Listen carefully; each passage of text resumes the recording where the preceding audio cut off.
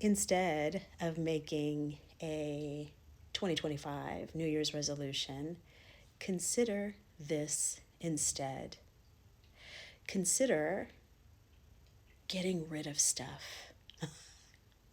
Consider getting rid of the shit in your phone, the people in your phone that you feel obligated to communicate with, the numbers that you never call, all the texts, all the photos, so that you can make room for new folks, so that you can make room for new memories.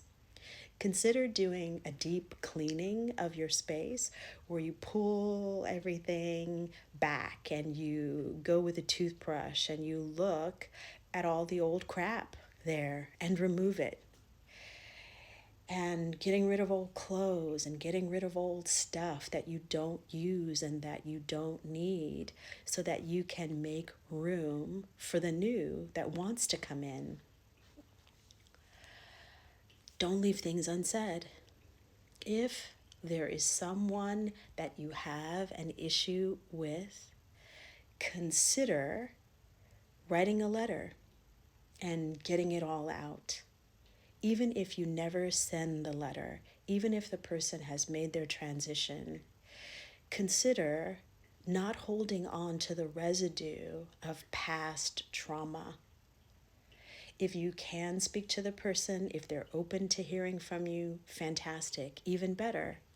But the goal is whatever is unresolved, we want to resolve it. We want to close the circuit. We want to close the loop so that you're not carrying, or rather being the vibratory template for shit that you don't want into 2025. We're not going to bring it into 2025.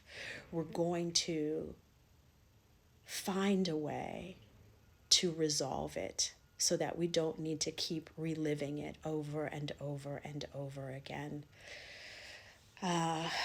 We're going to write down what our goals are. Did you know that you are 80 times more likely to achieve your goals if you just write them down? What I believe from an energy perspective is because you are bringing it from 5D, from in your head, to 3D, to physical paper.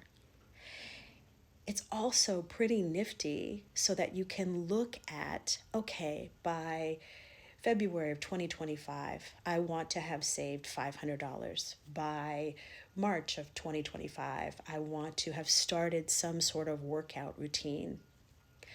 You can give your mind the opportunity to know what's coming, and then when you achieve those goals, you can cross them off.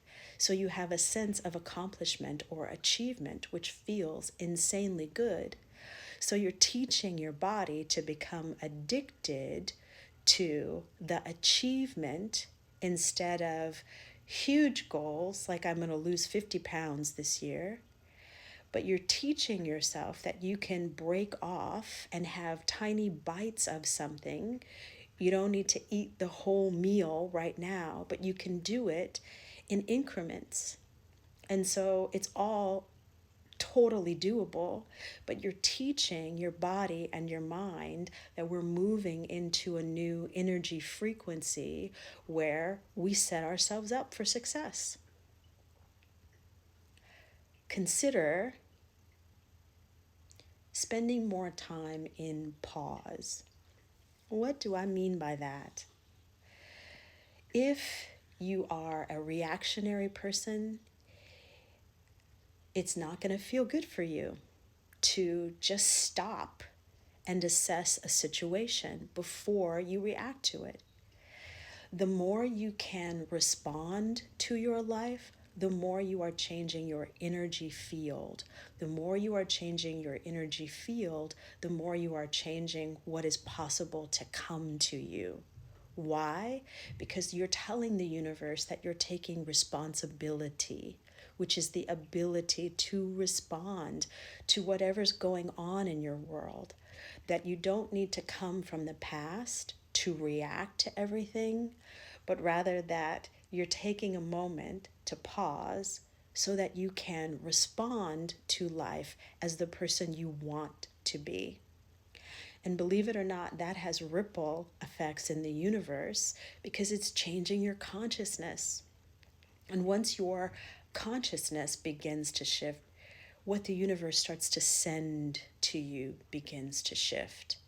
So the pause is is a pretty big deal if you can do it. It's changed my entire life from being a 20-year-old person who had all kinds of trauma to being a year old person who is able to respond to life.